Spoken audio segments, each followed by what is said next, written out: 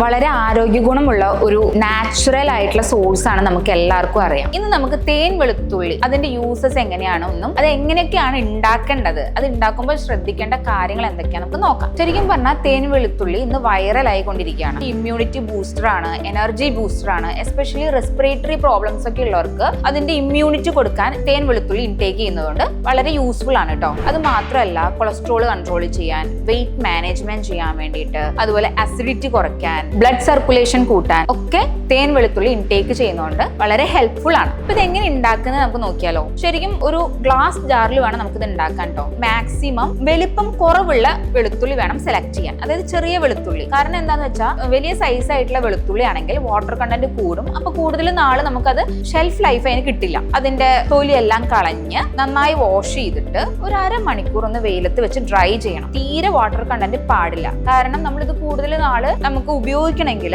കേട് വരാതെ നോക്കാനെങ്കിൽ water content ഉണ്ടാവാൻ പാടില്ല. അതുപോലെ വളരെ ശുദ്ധമായിട്ടുള്ള ഹണി തന്നെ സെലക്ട് ചെയ്യുക. അപ്പോൾ നാച്ചുറൽ ആയിട്ടുള്ള നല്ല ഹണി കിട്ടുമെങ്കിൽ നമ്മൾ മാക്സിമം അത് ഉപയോഗപ്പെടുത്തുക. ഗ്ലാസ് ജാറിൽ നമ്മൾ ക്ലീൻ ചെയ്ത് ഉണക്കി വെച്ചിട്ടുള്ള വെളുത്തുള്ളി ഫില്ല് ചെയ്ത ശേഷം അതിന്റെ മേൽഭാഗം വരെ ഹണി ഫില്ല് ചെയ്ത് കൊടുക്കാം. നമുക്കിത് റെഫ്രിജറേറ്ററിൽ കീപ്പ് ചെയ്യാം, അല്ലെങ്കിൽ നോർമലി നമുക്ക് കീപ്പ് ചെയ്യാം. നോർമലി ഒരാൾക്ക് ഒരു 3 അല്ലി വെളുത്തുള്ളി ഒക്കെ കഴിക്കാം. ഇത് ഡെയിലി കഴിക്കണം, കൺസിസ്റ്റന്റ് ആയിട്ട് കഴിക്കണം. അടുത്ത വീഡിയോയിൽ നമുക്ക് കാണാം. ബൈ.